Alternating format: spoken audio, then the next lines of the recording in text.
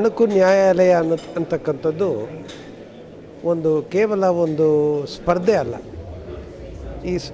ಇದರಲ್ಲಿ ಕಲ್ತಿದ್ದನ್ನು ಕೋರ್ಟ್ ಮುಖಾಂತರ ಹೇಗೆ ವಾದ ವಿವಾದಗಳ ಮೂಲಕ ಜಾಣ್ಮೆಯಿಂದ ಪ್ರದರ್ಶಿಸಬೇಕು ಅನ್ನೋದಕ್ಕೆ ಒಂದು ಅವಕಾಶ ಇದೆ. ಈ ಅವಕಾಶದ ಕಾರಣ ಇದನ್ನು ನಾವು ಬರೀ ಸ್ಪರ್ಧೆ ಅಂತ ಪರಿಗಣಿಸದೆ ಇದು ಮುಂದೆ ಕೋರ್ಟಲ್ಲಿ ಹೋಗಿ ವಾದ ವಿವಾದ ಮಾಡಲಿಕ್ಕೆ ಒಂದು ತಯಾರಿ ಅಂತ ಅಂದ್ಕೋಬೋದು. ಹಾಗಾಗಿ ಈ ವಿದ್ಯಾರ್ಥಿಗಳು 24 ಸಂಸ್ಥೆಗಳಿಂದ ಬಂದಿದ್ದಾರೆ. ಬಂದು ಈ ಒಂದು ಸ್ಪರ್ಧೆಯಲ್ಲಿ ಭಾಗವಹಿಸ್ತಿರುವಾಗ ಅದರಲ್ಲಿ ಪ್ರತಿಯೊಬ್ಬರು ವಿನ್ನರ್ಸ್. ಯಾಕೆ ಅಂತಂದರೆ ತಿಂಗಳಾನುಗಟ್ಟಲೆ ತಯಾರಿ ಮಾಡಿರ್ತಾರೆ ಇದಕ್ಕೆ. ಇದು ಪ್ರದರ್ಶನ ಇರೋದು ಆ ಒಂದು ಅರ್ಧ ಗಂಟೆ 1 ಗಂಟೆ ಸಮಯದಲ್ಲಿರ್ಬೋದು. ಆದರೆ ಈ ತಯಾರಿ ಬಹಳ ಮುಖ್ಯ. ಹೇಗೆ ಕೋರ್ಟ್ನಲ್ಲಿ ವಾದ ವಿವಾದ ಮಾಡುವಾಗ ಕೇವಲ ಹರಟೆ ಅಲ್ಲ, ಆದರೆ ಕೆಲವು ಸಂದರ್ಭಗಳಲ್ಲಿ ಜೀವ ಉಳಿಸೋದು ಕಳೆಯೋದು ಅಂತಹ ಒಂದು ಸನ್ನಿವೇಶ ಬರ್ತದೆ. ಹೇಗೆ ತಮ್ಮ ಬುದ್ಧಿವಂತಿಕೆಯನ್ನು ಉಪಯೋಗಿಸಿ ನ್ಯಾಯಪರವಾಗಿ ವಾದವನ್ನು ಮಾಡಬೇಕು ಅನ್ನೋದಕ್ಕೆ ಒಂದು ಅವಕಾಶ. ನ್ಯಾಯಾಲಯಗಳು ಇರೋದು ನ್ಯಾಯವನ್ನು ವಿತರಿಸಲಿಕ್ಕಾಗಿ. ಅದಕ್ಕೆ ಒಂದು ವಾಹಕವಾಗಿ ನ್ಯಾಯವಾದಿ ಇರ್ತಾನೆ.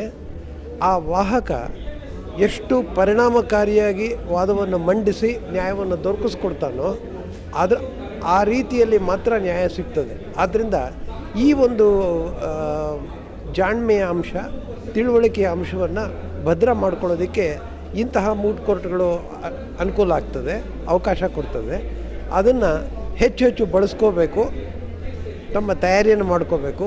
ಇದು ಒಂದು ರೀತಿಯ ಸಮಾಜ ಸೇವೆ, ಕೇವಲ ಒಂದು ವೃತ್ತಿ ಅಲ್ಲ, ಸಮಾಜ ಸೇವೆ. ಆದ್ದರಿಂದ ಇದಕ್ಕೆ ಅತ್ಯಂತ ಹೆಚ್ಚಿನ ಪ್ರಾಮುಖ್ಯತೆಯನ್ನು ಕೊಡಬೇಕು. ಅಣಕು ನ್ಯಾಯಾಲಯದ ಒಂದು ಅವಕಾಶ ಹೇಗೆ ಇನ್ನೂ ವಿದ್ಯಾರ್ಥಿ ಆಗಿರುವಾಗಲೇ ಒಂದು ನ್ಯಾಯಾಲಯದ ಒಂದು ಸನ್ನಿವೇಶವನ್ನು ಪರಿಕಲ್ಪಿಸಿ ಎಷ್ಟೋ ಸಂದರ್ಭದಲ್ಲಿ ನಾನು ನೋಡಿದ್ದೀನಿ.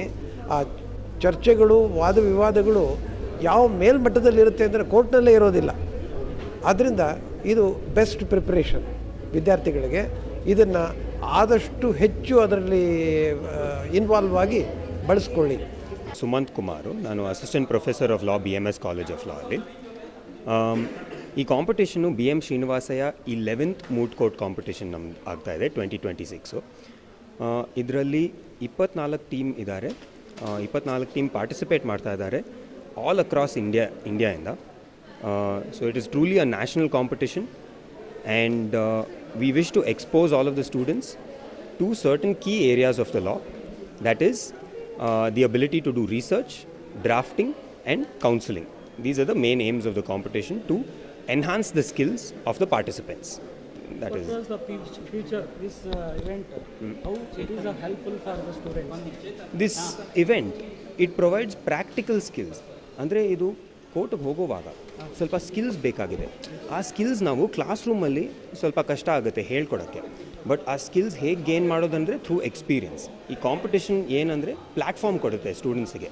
ಆ ಎಕ್ಸ್ಪೀರಿಯನ್ಸ್ ಗೇನ್ ಮಾಡೋಕ್ಕೆ ಅವ್ರಿಗೆ ಆ ಎಕ್ಸ್ಪೀರಿಯನ್ಸ್ ಸಿಗುತ್ತೆ ಈ competition. 11th Memorial BM Srinivasayya Memorial Moot Court Competition, and we are having 24 teams all across the India. We are having different teams from different NLUs as well as the teams from very reputed institutions as well.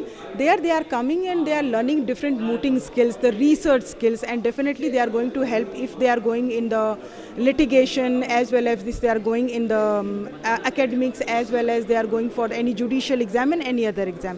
So it is very helpful, and they are also getting the insight from different other competitors as well, that what kind of mooting skill they can get by listening as well as by seeing the competition.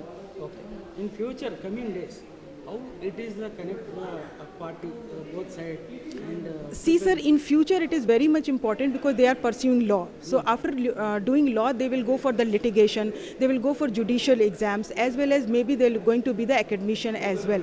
The mooting is very much important when you will understand the practical aspects of the law as well as how you need to present yourself in front of the courts when you are going to represent a party and all.